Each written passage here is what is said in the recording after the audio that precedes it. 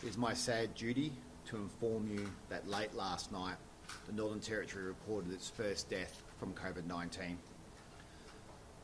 An elderly Aboriginal woman in her 70s from the Binjari community passed away at the Royal Darwin Hospital at approximately 11:30 p.m. last night.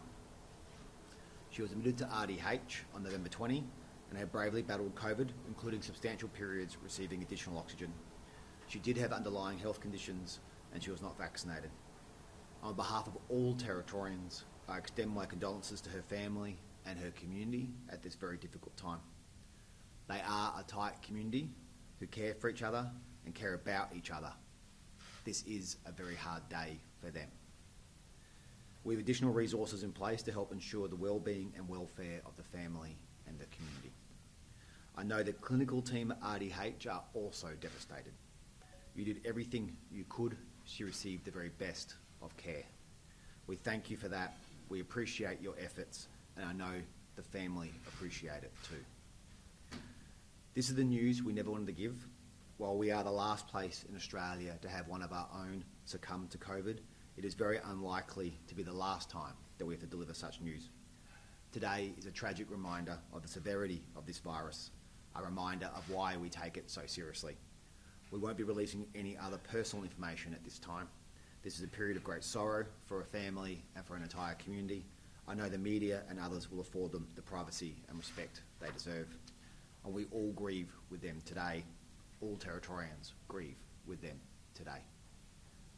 I will now provide the general update. There were 2 positive cases of COVID-19 in Northern Territory in the 24 hours to midnight. Neither of them were related to the current cluster.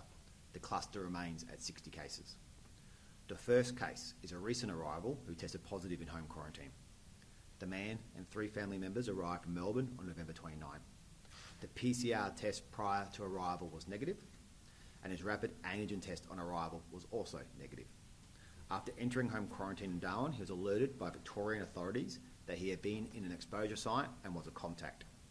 He took his own rapid antigen test at home, which was positive, and then his PCR test taken by us was also positive. He and his 3 family members are now at the Centre for National Resilience for care and quarantine. I commend this gentleman. He did everything right, he took it really seriously, and most importantly, he took his obligation to the Territory seriously.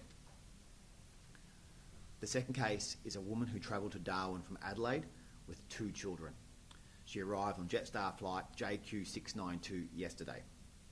As required under our recent direction, she had taken a PCR test prior to her departure from Adelaide. While in transit, the test came back positive. As soon as she landed in Darwin, she and her children were transported to the Centre for National Resilience. There will be close contacts from the flight. That work is happening now.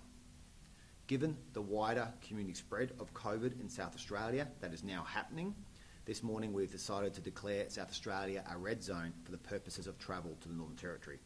This is effective from 8 p.m. this evening. This means arrivals from South Australia will be required to undertake 7 days home quarantine upon their arrival with additional testing requirements.